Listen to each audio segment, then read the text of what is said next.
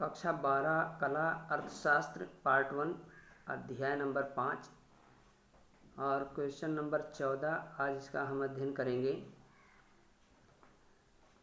बाजार फर्मों की संख्या स्थिर होने पर तथा निर्बाध प्रवेश एवं बहिर्गमन की स्थिति में मांग वक्र के स्थानांतरण का संतुलन पर प्रभाव की तुलना कीजिए। प्रश्न पहले आपको सही ढंग से समझना है। बाजार फर्मों की संख्या, बाजार फर्म का मतलब होता है फैक्ट्री, कारखाना, दुकान, धंधा, जो कुछ भी है। बाजार फर्मों की संख्या स्थिर होने पर, यानी बाजार में जो फर्म है उसकी संख्या स्थिर होने पर तथा निर्बाध प्रवेश और बहिर्गमन। निर्बाध प्रवेश का मतलब उद्योग जो है, जो फर्म है मार्केट में निर्बाध गति से मतलब प्रवेश कर सकती हैं, और बहिर्गमन का मतलब है मार्केट से बाहर जा सकती हैं, उनको पूर्ण आज़ादी हो, ऐसी कंडीशन में कह रहा बाजार में फर्मों की संख्या स्थिर हो, नंबर 1। दूसरा है निर्बाध प्रवेश और बहिर्गमन, यानी निर्बाध रूप से बिना रुकावट के उनका मार्केट में जो प्रवेश हो, और बहिर्गमन का मतलब वो स्वतंत्रता पूर्वक मार्केट से बाहर जा सकती हों की स्थिति में मांग वक्र के स्थानांतरण। मांग वक्र का स्थानांतरण, जो मांग वक्र है हमारा, चाहे वो दाईं ओर शिफ्ट होता हो चाहे वो बाईं ओर शिफ्ट होता है, का संतुलन पर प्रभाव की तुलना कीजिए। तो इसमें देखिए कई 3 कंडीशन बताया है, वो तीनों कंडीशन की हम अब यहाँ व्याख्या करेंगे। सवाल आप समझ लेना है। फर्मों की संख्या स्थिर हो, नंबर 1। दूसरा निर्बाध प्रवेश और बहिर्गमन की आज़ादी हो। ऐसे में मांग वक्र अगर बाईं ओर और दाईं ओर स्थानांतरित होता है तो संतुलन पर प्रभाव की तुलना कीजिए। तो ये आइए देखिए 3 कंडीशन है, इसमें तीनों का अलग अलग अभी हम देखेंगे।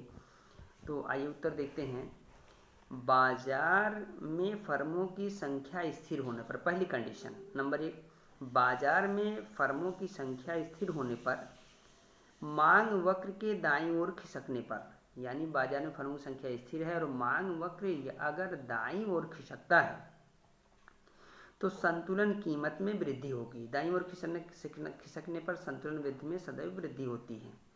चित्र 5.10 के अनुसार मांग में वृद्धि के फलस्वरूप मांग वक्र दाईं ओर D1 खिसक जाएगा।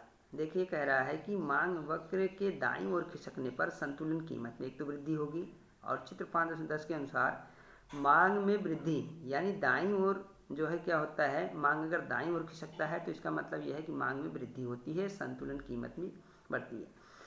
तो चित्र के अनुसार मांग में वृद्धि के फलस्वरूप मांग वक्र दाईं ओर D1 चित्र आप देखिए D1 खिसक गया है। इसके परिणाम स्वरूप संतुलन कीमत, जो हमारी संतुलन कीमत है, OP से बढ़कर OP1 हो जाती है तथा संतुलन मात्रा OQ से बढ़कर OQ1 हो जाती है। संतुलन बिंदु ये E से दाईं ओर खिसककर E1 हो जाता है। ये हमारी पहली कंडीशन है, अगर मांग वक्र दाईं ओर खिसकता है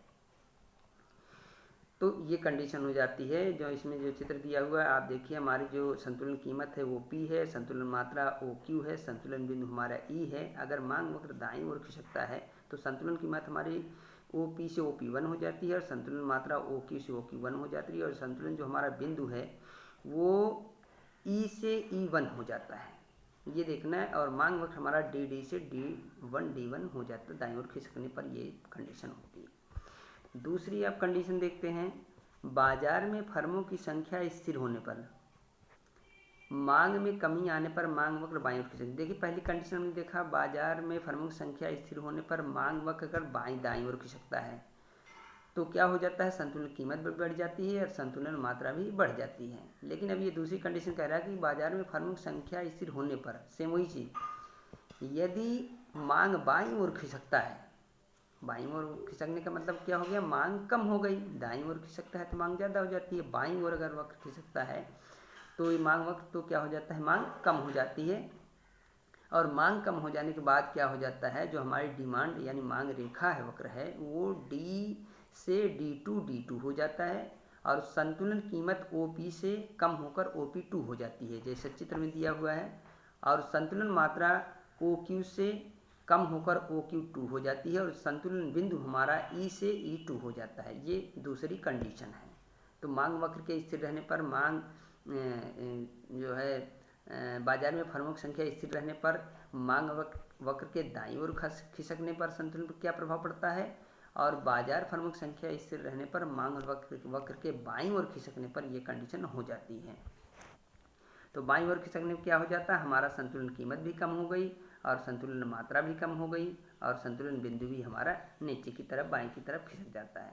तीसरी कंडीशन देखते हैं, यदि बाजार में उद्योग में प्रवेश करने तथा उद्योग से बहिर्गमन की फर्मों को स्वतंत्रता, मैंने आपको बताया कि बाजार में जो फर्में होती हैं, फर्मों को जब लाभ होता है, फैक्ट्री कारखाने जो भी होते हैं मार्केट में जो आती हैं, जब फैक्ट्री उद्योग धंधों को यानी कीमत में वृद्धि होती है, उनको लाभ होता है, तो मार्केट में फर्में बहुत तेज़ी से आती हैं, क्योंकि लाभ के कारण फर्म क्या होती हैं, मार्केट में आती हैं, बहुत तेज़ी से फर्म जो है मार्केट में प्रवेश करती हैं। लेकिन अगर कीमत कम हो जाती है तो कीमत कम होने के कारण क्या हो गया, फर्मों को नुकसान होता है, इसलिए फर्में मार्केट से बाहर चली जाती हैं, बहिर्गमन हो जाता है।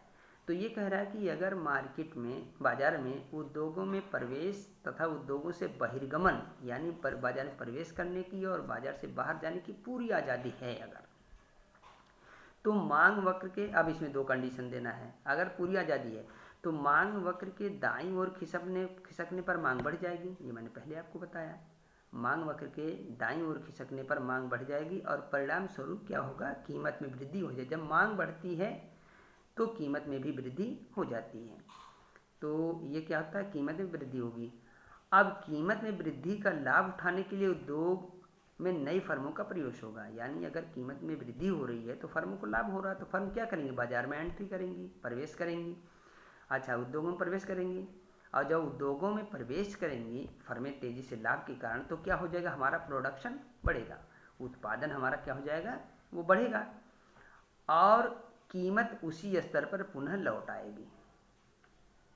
कीमत उसी स्तर पर पुनः क्या हो जाएगा, लौट आएगी, यानी फर्मों को लाभ होगा तो वो बाजार में एंट्री करेंगे तो उत्पादन बढ़ेगा तो हमारा जो कीमत है पुनः उसी स्तर पे लौट आएगा।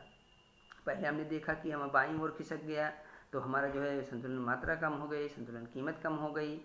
तो तीसरी कंडीशन हम देख रहे हैं कि अगर फर्मों को लाभ होता है तो बाजार में एंट्री करेंगी और एंट्री करने के बाद क्या होगा, जो है उत्पादन बढ़ेगा और उत्पादन बढ़ेगा तो मांग जो है, जो हमारी कीमत है वो क्या हो जाएगी, कम हो जाएगी, यानी कीमत उसी स्तर पर पुनः लौट आएगी जो पहला संतुलन कीमत थी। अच्छा, फिर उसके बाद दूसरा पूछ रहा है क्यों, फिर आगे है क्योंकि पूर्ति मांग के बराबर हो जाएगी। भाई फर्में ज़्यादा हो गई, पहले तो कम हो गई, पहले फर्में ज़्यादा हो गई तो उत्पादन बढ़ गया, अब कीमत फिर मांग, उत्पादन बढ़ गया मतलब सामान ज़्यादा हो गया तो कीमत फिर उसी स्तर पर आ गई क्योंकि पूर्ति मांग के बराबर हो जाएगी। अच्छा, इसी प्रकार मांग वक्र के बाईं ओर खिसकने, फिर इसमें कह रहा है जब फर्मों को पूर्ण आज़ादी हो, तो एक तो कंडीशन बताया जो हमारा जो है मांग वक्र है दाईं ओर खिसकने में क्या होता है, दूसरी कंडीशन बता रहा है कि ऐसी दशा में जब इनको पूर्ण आज़ादी होती है तो मांग वक्र के बाईं ओर खिसकने पर क्या हो जाएगा, मांग कम हो जाएगी। जब बाईं ओर खिसकेगा तो मांग की कम हो जाएगी और इसका परिणाम यह होगा कि कीमत में कमी होगी। जब मांग कम हो जाएगी तो क्या हो जाएगा, मांग कम हो जाएगी तो उसमें कीमत में ऑटोमेटिक कमी होती है। अच्छा, अब कीमत में कमी होने पर अगर कीमत कम हो जाती है तो उसका क्या असर होगा, उद्योग फर्में बहिर्गमन करेंगी, यानी उद्योग या फर्म है वो क्या करेंगी, बहिर्गमन करेंगी। उनको लाभ कम हो रहा है तो वो मार्केट से निकल जाएंगी, बाहर हो जाएंगी, नहीं बहिर्गमन करेंगी। क्यों करेंगी, उत्पादन कम होगा और जब मार्केट से फर्में निकल जाएंगी तो क्या हो जाएगा, उत्पादन कम हो जाएगा और कीमत उसी स्तर पर लौट आएगी। तो फिर क्या हो जाएगा, कीमत उसी स्तर पर वापस लौट आएगी क्योंकि पूर्ति और मांग बराबर हो जाएंगी। तो ये जो चित्र दिया हुआ है, इन चित्र में आप ध्यान से देख लीजिए, 3 कंडीशन बताया है तीनों कंडीशन में किस तरह से मांग और पूर्ति जो है पुनः वापस को लौट आती है और किस तरह से ये जो है इसमें वृद्धि हो जाती है। मैं समझता हूँ इसको मैंने भली भांति समझा दिया है, तो आपको समझ में आ गया होगा और इसको आप कई बार से अध्ययन अगर करेंगे और चित्र के थ्रू अगर आप देखेंगे और जो वीडियो बताई गई है उसके हिसाब से अगर सुनेंगे तो निश्चित रूप से आपको समझ में आ जाएगा। और इसे आप कॉपी में नोट कीजिए, कई बार अध्ययन कीजिए, तो कोई ऐसी बात नहीं जो आपको समझ में नहीं आएगा। इसके आगे का जो सवाल है वो नेक्स्ट वीडियो में आपको बताई जाएगी। Thank you.